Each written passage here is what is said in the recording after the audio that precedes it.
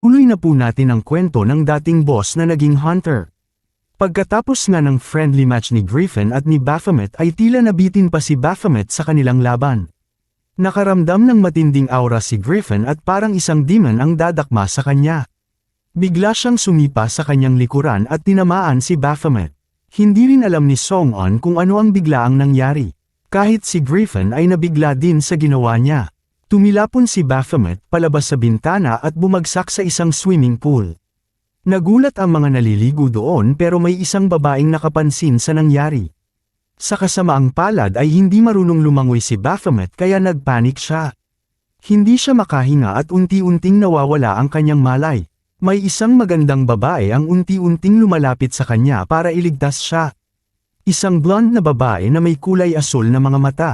Sa isip ni Baphomet ay hindi niya na mapigilan ang paghinga at unti-unting inabot ang kanyang kamay sa babae.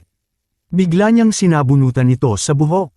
Nag-aalala naman ang mga kasama ng babae dahil medyo may katagalan na nang tumalon sa swimming pool ang babae, na naginip na naman si Baphomet habang nawalan ng malay sa pool. Napanaginipan niya ang kanyang nakaraan sa tower. Nagsimula lamang siyang isang ordinaryong monster sa Tower of Abyss. Ang kanyang tanging obligasyon ay ang maging biktima ng mga hunter. Nagising siya sa gilid ng pool at nalito siya dahil parati niyang napapanaginipan ang buhay niya sa tower simula maging tao siya. Sa tabi niya ang isang magandang babae na nagligtas sa kanya. Pero nabigla siya nang lumapit ang isang babae sa kanya. Napapalibutan siya ng mga magagandang babae. Dali-dali namang tumatakbo si Song-on papunta sa kinabagsakan ni Baphomet at tinanong kung may nasaktan ba sa kanila. Ang babaeng lumapit pala kay Baphomet ay CEO ng Art Guild. Si Echidna. Pinakita niya kay Song-on ang mga gintong buhok na nabunot sa babaeng nagligtas kay Baphomet. Ito daw ay buhok ng representative ng kanyang guild kaya kailangan nilang bayaran ito. Sinira daw ni Baphomet ang kanilang party. Humingi naman ng paumanhin si Song-on sa kanila pero sinabi ni Echidna na ang baguhang hunter dapat ang may responsibilidad nito.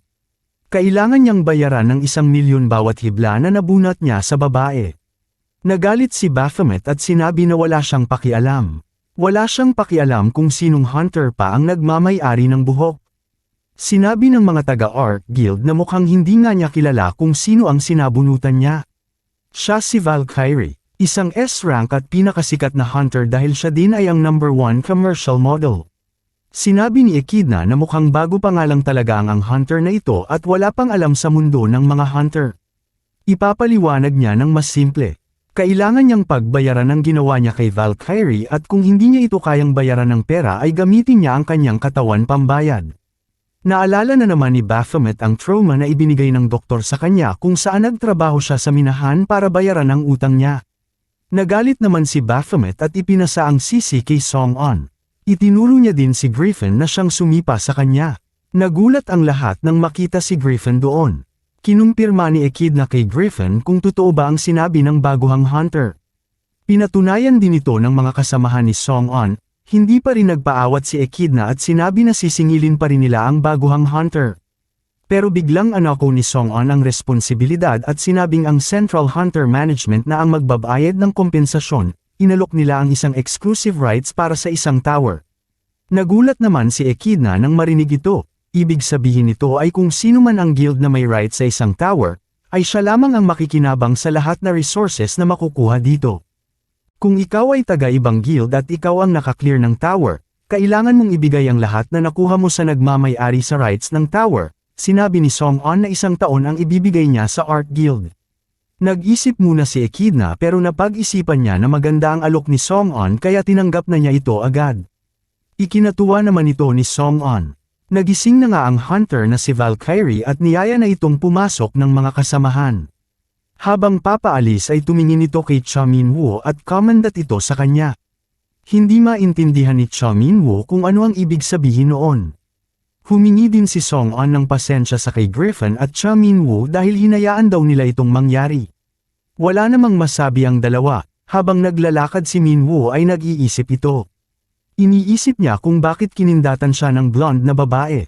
Habang nag-iisip ng malalim si Min-woo, ay hindi niya napansin na may nakasunod sa kanya at biglang kinuha ang bandana sa kanyang braso. Nagalit ito at tinanong kung ano ang ginagawa niya. Sinabi ni Griffin na hindi naramdaman ni Baphomet ang presensya niya pero paano niya daw nakuha ang bandana kanina nang sinipa niya ito. Nainis si Baphomet dahil sinundan pa talaga siya para lang tanungin tungkol dito.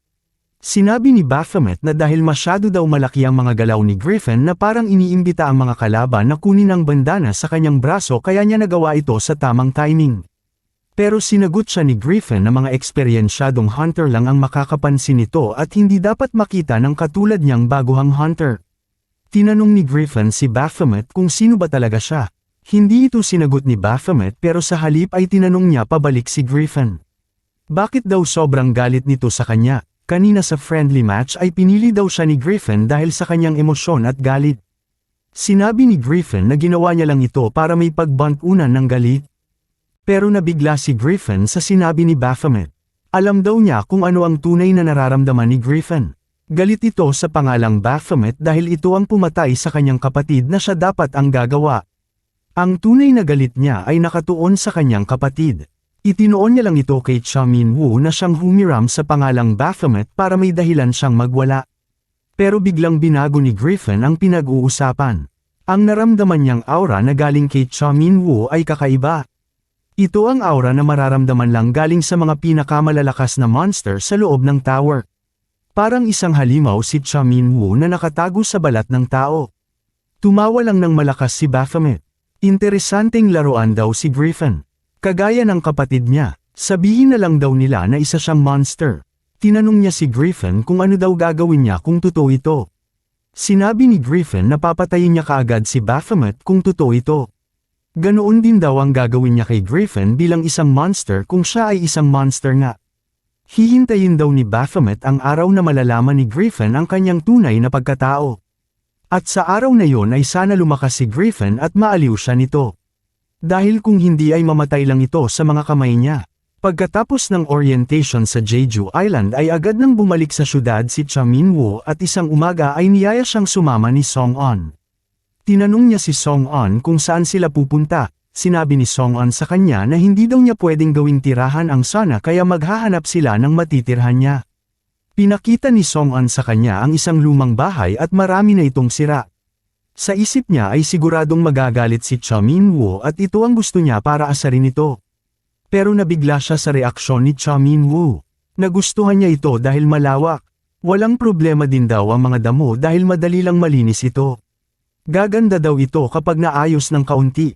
Tinanong ni Song-on si Min-woo bakit hindi siya nagrereklamo. Dapat sa mga oras na ito ay nagrereklamo na siya. Siguro ay naapektuhan ang utak niya nang mahulog sa swimming pool. Pinatigil siya ni Min-woo sa kanyang kalokohan. Nawalan na ng gana si Song-on dahil akala niya ay maasar niya si Min-woo. Tinanong ni Song-on si Min-woo kung wala naman daw nangyari pagkatapos ng orientation. Sinabi ni Min-woo na wala naman daw, pero ang totoo ay palaging nakasunod ang tingin sa kanya ni Griffin saan man siya pumunta. Habang nag-uusap ang dalawa ay tila may nakamasid na mga tao sa kanila.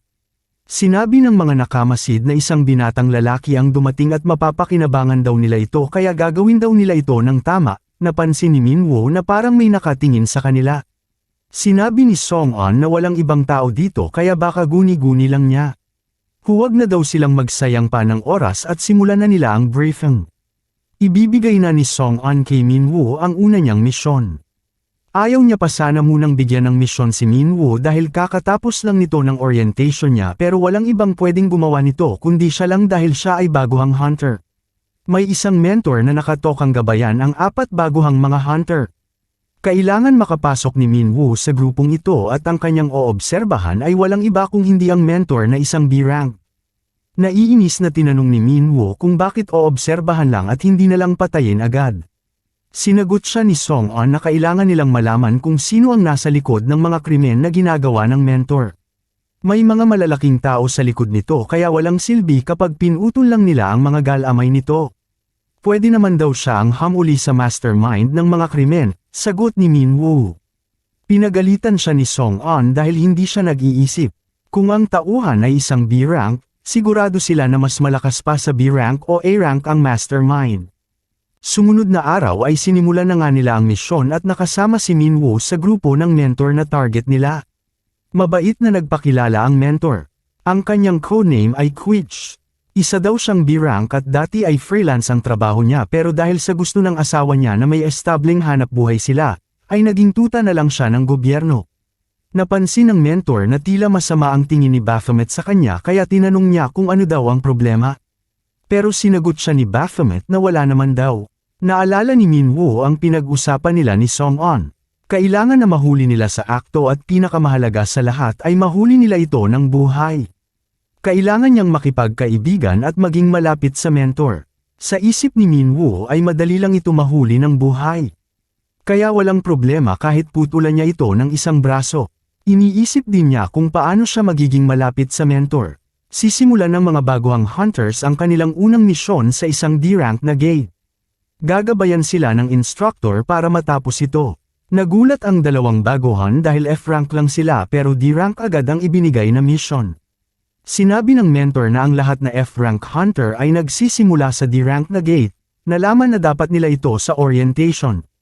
Mukhang hindi yata alam ng dalawang baguhan ng mga ito. Biglang nagsalita si Baphomet at sinabi na ito ay dahil ang mga monster sa F-rank at E-rank gate ay tinatablan pa ng mga armas ng militar kaya hindi na kailangan ng mga hunter.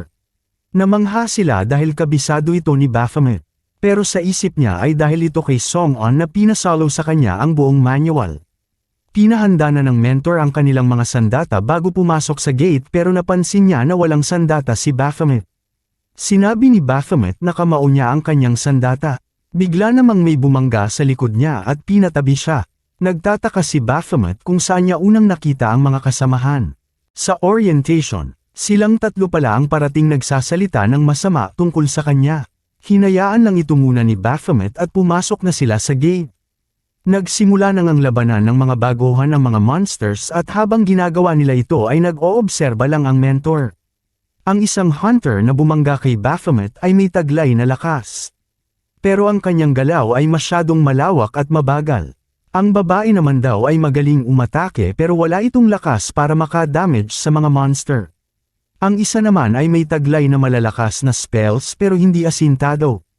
Ang tatlong hunter na ito ay may taglay na mga kahinaan pero kung ikukumpara daw kay Baphomet ay masyadong malayo. Mabilis niyang naiiwasan ang mga atake ng monster. Parang pinaglalaroan niya lang ang mga ito. At ang mga masyadong mahihinang monsters ay dinudurog niya lang gamit ang kanyang mga kamay. Sa isip ng mentor ay nasa kanya na ang lahat na attribute. Lakas, liksi, at magaling bumasa ng sitwasyon. Ang mga hunter daw na katulad niya ay tinatawag na mga irregular. Sila ang mga henyong hunter matapos ma-awaken. Pero masyado daw siyang magaling makipaglaban kahit na siya pa ay isang irregular. Naalala naman ni Baphomet ang bilin sa kanya ni Song-on ng ngitian ng mentor para mapalapit ito sa kanya. Natapos na ang wave ng mga monster at masaya daw ang mentor at walang nasaktan sa kanila. Pero sa isip ni Baphomet ay naiinis at naiinip na ito. Puro mahihinang monster ang kanyang nakakalaban at mukhang gagawin niya pa ito ng ilang araw para lang mapalapit sa mentor. Kailangan niyang may mangyari para mapabilib niya ang mentor at nang makuha nito ang interes niya. May naisip na paraan si Baphomet. Nag-uusap na ang baguhang hunter at ang mentor. Sinabi nila na masisira ang gate kapag napatay na nila ang boss. May dalawang kondisyon para lumabas ang boss. Dapat mapatay nilang lahat ang mga monster at ang ikalawa ay kapag may naamoy itong dugo. Habang nag-uusap ay biglang nakaramdam ang lahat ng pagyanig. Nagbago din ang ihip ng hangin. Sinabi ng mentor na kapag nagawa ang dalawang kondisyon ay lalabas ang monster at magwawala. Biglang may lumabas na malaking monster at ito ay isang deathworm. Gustong-gusto daw nito ang amoy ng dugo. Binalaan sila ng mentor na mag-ingat. Sa isip ng isang hunter ay masyadong malaki at malakas ito. Walang paraan para matalo nila ang deathworm. Pero bigla siya nang sinipa ni Baphomet at pinatabi. Kinuha din ni Baphomet ang kanyang espada. Nabigla naman ang ibang hunter sa ginawa ni Baphomet at sa pagnakaw nito ng espada sa kasama nila. Binalaan nila si Baphomet na parang pagpapakamatay ang gagawin niya kapag ginamit niya ang sandatang hindi sa kanya dahil bumababa ang bisa nito kung hindi may-ari ang gumagamit. Pero hindi ito pinansin ni Baphomet. Sinubukan din siyang pigilan ng mentor dahil ayaw niyang may mangyaring masama sa batang may talento. Pero huli na ang lahat at tumalon na ng sobrang taas si Baphomet. Hindi makapaniwala ang mga hunter at ang mentor sa nakita. Sinabi ng mentor na siguro ay mamamatay ito. Tinanong ng mga hunter kung si Baphomet ang tinutukoy niya. Sinabi ng mentor na hindi. Ang death worm ang mamamatay sa kamay ni Baphomet. Hindi makapaniwala ang lahat sa nakita nila. Tinapos ni Baphomet ang death worm sa isang atake. Makukuha na kaya ni Baphomet ang loob ng mentor matapos itong pakitaan ng kanyang abilidad? Alamin po natin yan mga ka-recap sa susunod na mga kabanata.